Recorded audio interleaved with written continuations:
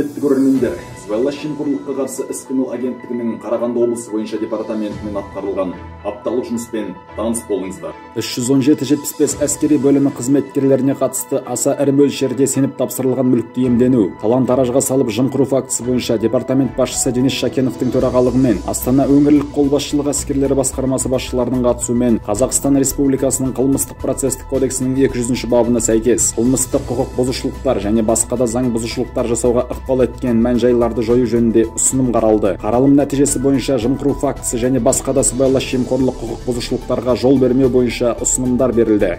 Қоғаммен кері байланыс орнату мақсатында жүзеге асырылып жатқан Антикор Лайв жобасы аясында 26 тікелей эфир өтті. Оның ішінде департамент басшысының бірінші орынбасары Асхат Орасханның қатысуымен кәсіптік және техникалық оқу орындарында сыбайлас жемқорлықтың алдын алу және саналы ұрпақ жобасының жүзеге асырылуы бойынша Теміртау индустриалды технологиялық колледжінің директоры Қанат Қоянбаев, Теміртау жоғары политехникалық колледжінің директоры Айдар Әбішев, Теміртау көпсырлы мирас колледжінің директоры Светлана Шалабаева баяндама жасады. Басшының бірінші орынбасары Асхат Орасхан мемлекеттік қызмет туралы заңнама талаптарын сақтау бойынша жүргізілген сыбайлас жемқорлыққа қарсы мониторинг қорытындысы және әкімшілік құқық бұзушылықтар туралы кодексіне сыбайлас жемқорлыққа қарсы енгізілген өзгерістер бойынша Болашақ академиясының проректоры, ақпараттық ағарту штабының мүшесі Ботагөз Ахметова тікелей эфирде ақпарат берді. Азаматтарға тегін құқықтық кеңес беру мақсатында жүзеге асырылып жатқан адал көмек жобасы аясында облыстың қала, аудан әкімдері, олардың орынбасарлары, адвокаттар және заңгерлердің қатысуымен 22 тікелей эфир ұйымдастырылды.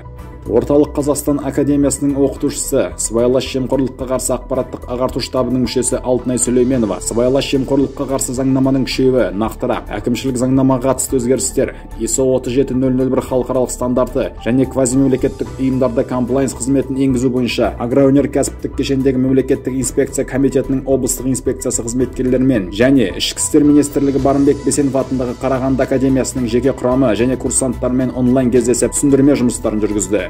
Жобалық кеңсе өкілдері агроөнеркәсіптік кешендегі республикалық фитосанитарлық диагностика және болжамдар әдістемелік орталығы филиалының басшыларына түсіндірме жұмыстарын жүргізді. Сарыарқа адалдық алаңы жобалық кеңсесі және агроөнеркәсіптік кешендегі инспекция комитетінің облыстық инспекциясының арасындағы өзара ынтымақтастық туралы меморандумға сәйкес Қазақстан Республикасының сыбайлас жемқорлыққа қарсы іс-қимыл туралы заңнамасы бойынша инспекция қызметкерлерінің біліктілігін тексеру шарасы өткізілді. Жобалық кеңсе өкілдері мен жоғары сынып оқушылары арасындағы республикалық олимпиада барысына қоғамдық бақылау жасалды. Юстари білім орталығында өткен олимпиадаға 88 оқушы қатысып, бір қатысушы, бір компьютер, бір камера қағидасы басшылыққа алынды. Жобалық кеңсе өкілдері көліктік бақылау инспекциясы қызметкерлерімен бірлесіп, Нұрсұлтан Жезқазған бағытындағы жолаушылар пойызіне билетсіз жолаушыларды анықтау барысына мониторинг жұмыстарын жүргізді. Мониторинг барысында билетсіз жолаушылар фактілер анықталып, әкімшілік хаттамалар толтырылды. Сонымен қатар, Қарағанды облысы тұтынушылардың құқықтарын қорғау департаменті жанынан Сарыарқа адалдық алаңы жобалық кеңсесі ашылды. Енді тараптар азаматтардың құқықтарын қорғау және сыбайлас жемқорлықтың алдын алу бойынша бірлесе қызмет атқаратын болады.